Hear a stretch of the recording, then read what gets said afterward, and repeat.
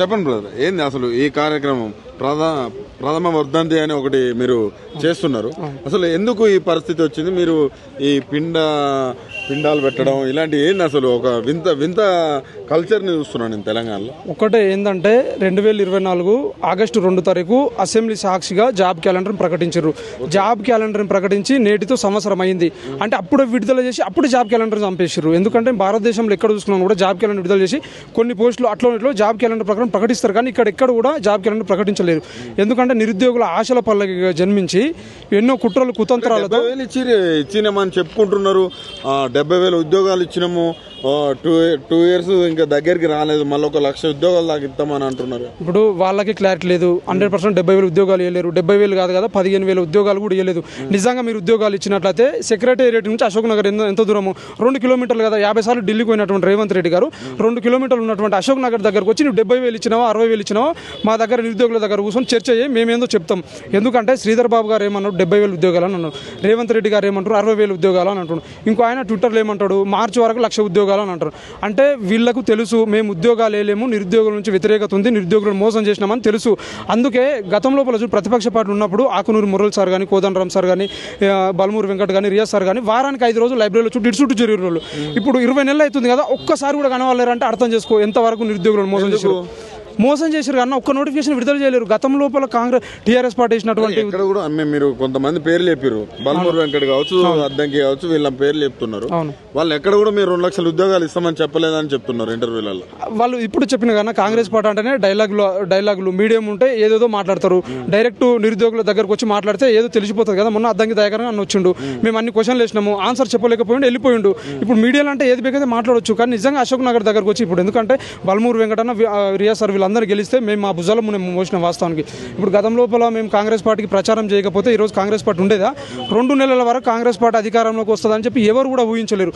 నిరుద్యోగులు అందరం కూడా వీళ్ళందరూ లైబ్రరీ దగ్గరకు వచ్చి ఏమన్నారంటే ఊళ్ళకి వెళ్ళండి, తల్లిదండ్రుల కాళ్ళు మొక్కండి, కాంగ్రెస్ పార్టీ అధికారంలోకి వస్తే ఏడాదికి 2,00,000 ఉద్యోగాలు ఇస్తామని చెప్పి ప్రతి పేపర్ కూడా 10 సంవత్సరాలుగా అణిచివేయబడ్డ నిరుద్యోగులరా కాంగ్రెస్ పార్టీని అధికారంలోకి తీసుకొస్తే 100% సంవత్సరం లోపే 2,00,000 ఉద్యోగాలు ఇస్తామని చెప్పారు.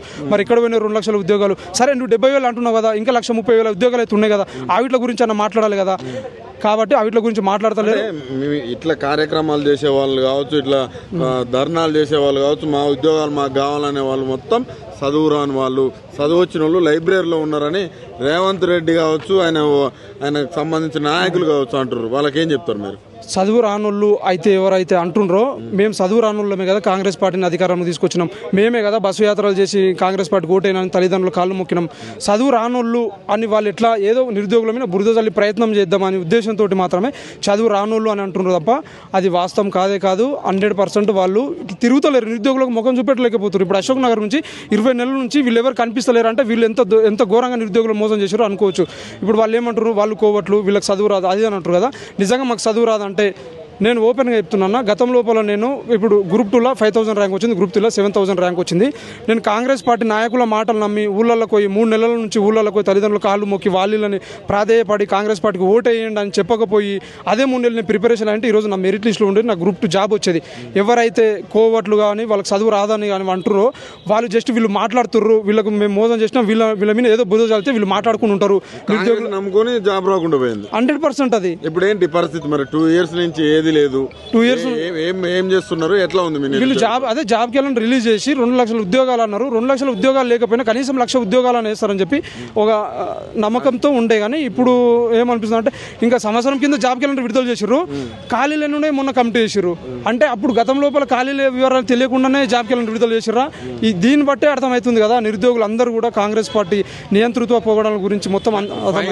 ఒక్క మాట చెప్పండి బ్రో, మీకు 2 ఆప్షన్లు ఉన్నాయి, ఒకటి బీఆర్ఎస్, 2 కాంగ్రెస్.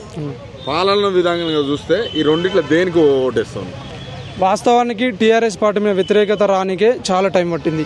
కాంగ్రెస్ పార్టీ మీద వ్యతిరేకత రావడానికి 3 నెలల్లో మనం రోడ్ల మీద కూర్చొని పోలీసు వాళ్ళతో కొట్టిపించిండు. సో 1975 ఎమర్జెన్సీ అనేది మేము చదివినా కానీ ఇక్కడ ప్రత్యక్షం చూడలే. అంతకు మించి రెట్టింపు ఇట్లా ఉంటుంది అనేది మాకు రేవంత్ రెడ్డి గారు స్పష్టంగా ఫైనల్ ఒకటే ఆప్షన్. 2 ఆప్షన్స్ ఉన్నాయి. బీఆర్ఎస్ పరిపాలన బాగుంది అనిపిస్తుందా మీ నిరుద్యోగులకి? కాంగ్రెస్ పరిపాలన బీఆర్ఎస్ పార్టీ పాలనే బాగుందని నిరుద్యోగులకు ఇప్పుడు అనిపిస్తుంది. డెఫినెట్. ఓకే.